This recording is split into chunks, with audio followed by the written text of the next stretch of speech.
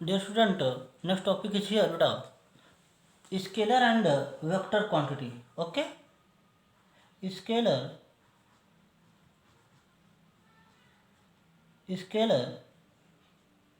and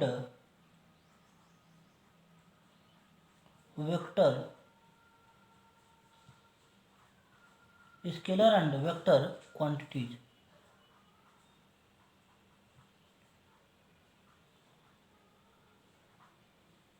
ठीक है ना बेटा? नेक्स्ट टॉपिक है बेटा स्केलर एंड वेक्टर क्वांटिटी। ये आपको बेटा लर्न करना पड़ेगा, कोशिश करेंगे समझाने की भी इसको, ठीक है ना? आप इसको लर्न करेंगे बेटा। सबसे पहले स्केलर क्वांटिटी, ठीक। तो सबसे पहले हम डिफिनीशन आपको नोट करा दे रहे हैं, ठीक। डिफिनीशन नोट करा देना बेटा। किसकी बेटा? स्केलर, स्केलर क्वांटिटीज, ठीक।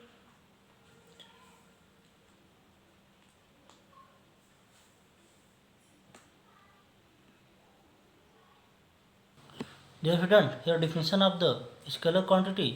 दोज फिजिकल क्वांटिटी, आगे बात करेंगे बेटा फिजिकल क्वांटिटीज क्या क्या हैं। Those physical quantities which are completely specified by their magnitude और द साइज ओनली। ये इंपॉर्टेंट है बेटा। स्केलर क्वांटिटी को किनसे?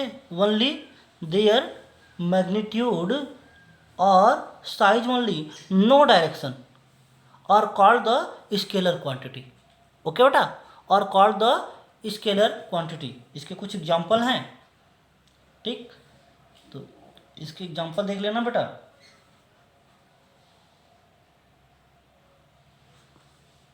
ठीक है ना?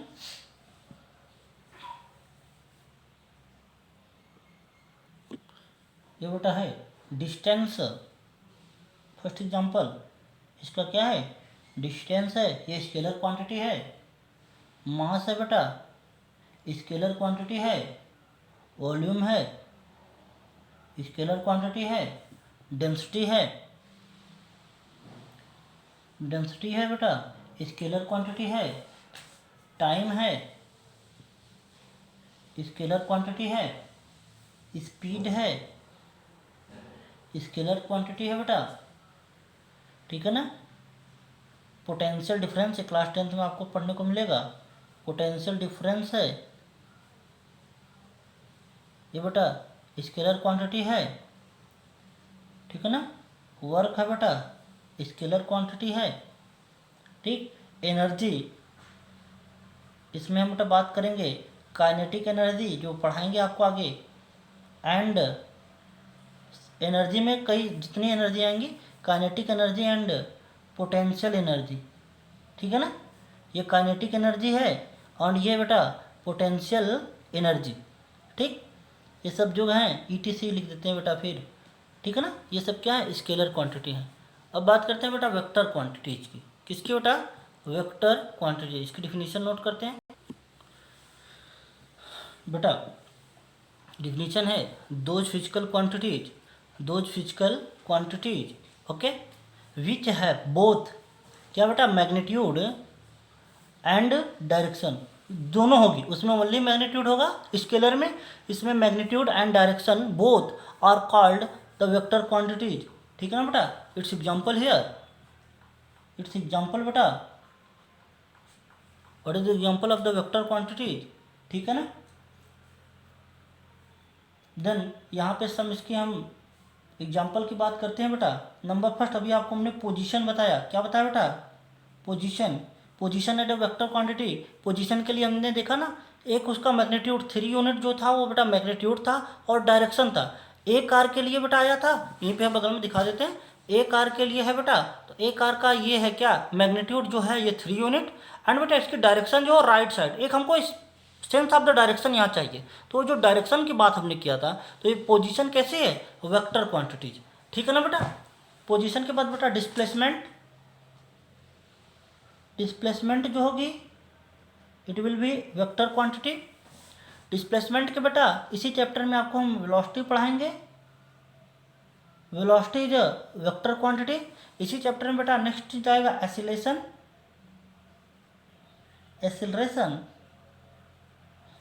ठीक है ना? इसी में रिटार्डेशन भी आएगा इसी खेल से। ये वेक्टर क्वांटिटी, ठीक। इसके बाद बेटा force is a vector quantity, ठीक है ना। Momentum is a vector quantity, ठीक है ना बेटा। Momentum is a vector quantity, ठीक। और भी बेटा है बहुत सारी, तो हम आगे पढ़ाते रहेंगे तो फिर बात करते रहेंगे, ईटीसी कर देते हैं, ठीक है ना बेटा, ठीक। अब देखना बेटा ये वेक्टर क्वांटिटी को याद कैसे करेंगे। जैसे हमने जहाँ भी डायरेक्शन के साथ काम होगा ना, डायरेक्शन के साथ काम होगा, वहाँ पे हम क्या बोलेंगे कि ये वेक्टर क्वांटिटी। लेकिन इसका एक आगे हम बताएंगे, क्लास 10th में यह भी बता देंगे। इलेक्ट्रिक करंट को बेटा वेक्टर नहीं क्वांटिटी है, बिकॉज वेक्टर क्वांटिटी का एक रूल होता है, आप बड़े होंगे 11th में पढ़ाया जाएगा, तो आपके सिलेबस में नहीं है ये बेटा। रूल है कि ये जो है रूल ऑफ द एलजेब्रा, इसको ये फॉलो करता है, ठीक है ना। डायरेक्शन मीन्स वहाँ ऐड करने का होगा, सबस्ट्रैक्ट करने का होगा, सब रूल है, वो सबको ये फॉलो करेगा। नहीं फॉलो करेगा तो वेक्टर क्वांटिटी नहीं है। अब इलेक्ट्रिक करंट में बेटा यही होता है कि it does not follow the direction rule, वो डायरेक्शन रूल को फॉलो नहीं करता है, and vector quantity follow the direction rule. तो अभी उसकी हम बात नहीं कर रहे हैं, ठीक है ना। अब ध्यान देना, सपोज करो आपको डोर को ओपन करना है, तो आप डोर के पास जाएंगे, ये डोर है सपोज करेंगे, ठीक, ठीक है ना बेटा। ये डोर है आपका, सपोज करेंगे बेटा, आपको ये डोर को ओपन करना है, ठीक है ना। तो बेटा आप यहाँ पे आएंगे और ये फोर्स लगाएंगे किसी एक डायरेक्शन में, फोर्स एक मैग्नीट्यूड होगा, और बेटा धीरे धीरे क्या हो जाएगा, आपका डोर ओपन हो जाएगा। अब क्लोज करना होगा, फिर यहाँ पे पकड़ेंगे बेटा, और ऐसे ऐसे धीरे धीरे धीरे इसको क्या करेंगे, क्लोज करेंगे। इसका मतलब एक डायरेक्शन में आपने फोर्स लगाया था इसको खोलने के लिए, फिर बेटा एक पर्टिकुलर डायरेक्शन में आपने इसको बंद करने के लिए, क्लोज करने के लिए क्या किया था, फोर्स लगाया था विथ अ मैग्नीट्यूड, वो 10 न्यूटन या 20 न्यूटन जो कुछ भी होगा।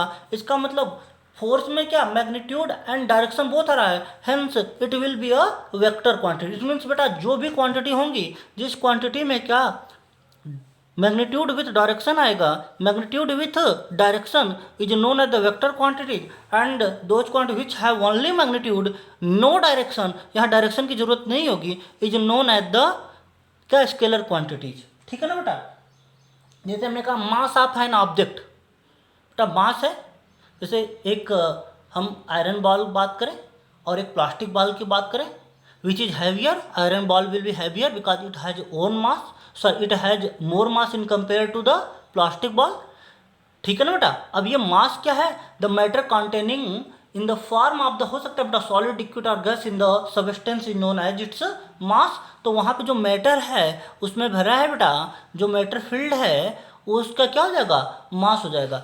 इट मीन्स मास में डायरेक्शन की जरूरत नहीं है, ओनली जो उसकी साइज है पार्टिकुलर, या उसका अपना मैग्नीट्यूड जिसको कहेंगे, वो अपने मैग्नीट्यूड की वजह से क्या है, केवल एक हैवियर है, दूसरा क्या है, लाइटर, हेंस बोथ बॉल का जो मास है उसको किस में रखा जाएगा, स्केलर क्वांटिटी में। ओके बेटा।